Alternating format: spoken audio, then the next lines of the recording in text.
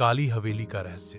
उत्तर भारत के एक छोटे से गांव शिवपुर में एक पुरानी और वीरान हवेली थी, जिसे लोग काली हवेली कहते थे। गांव वालों का मानना था कि उस हवेली में आत्माएं भटकती हैं और जो भी वहां गया वो या तो पागल हो गया या फिर कभी लौटा ही नहीं। आरंभ साल 1998 में एक युवा पत्रकार राहुल ने उस हवेली की सच्चाई जानने का फैसला किया। वह भूत प्रेत में विश्वास नहीं करता था।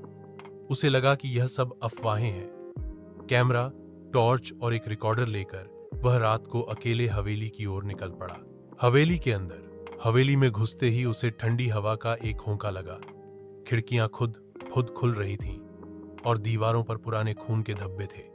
उसने कैमरा चालू किया और रिकॉर्डिंग शुरू कर दी। जैसे ही वह हवेली के अंदरूनी हिस्से में गया, उसे किसी औरत के रोने की आवाज सुनाई दी। आवाज बहुत धीमी थी, लेकिन साफ सुनाई दे रही थी। वह आवाज के पीछे पीछे चलने लगा। एक कमरे में पहुंचते ही दरवाजा अपने आप बंद हो गया। भयानक रहस्य। कमरे की दीवारों पर बच्चों की तस्वीरें बनी थीं। उनमें से एक तस्वीर धीरे धीरे हिलने लगी। राहुल डर के मारे कांप गया। अचानक सामने एक सफेद साड़ी में लिपटी औरत दिखाई दी।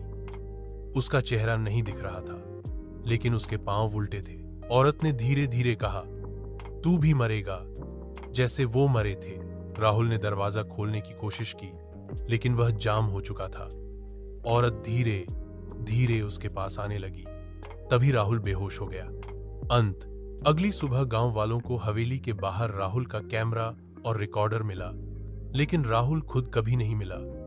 कैमरे में जो आखिरी फुटेज था, उसमें वही सफेद साड़ी वाली औरत उसकी ओर बढ़ती दिख रही थी। गांव वालों ने उसके बाद हवेली के पास जाना भी छोड़ दिया। सीख: कुछ रहस्य कभी उजागर नहीं करने चाहिए, क्योंकि वो सिर्फ डरावने नहीं, जानलेवा भी हो सकते हैं।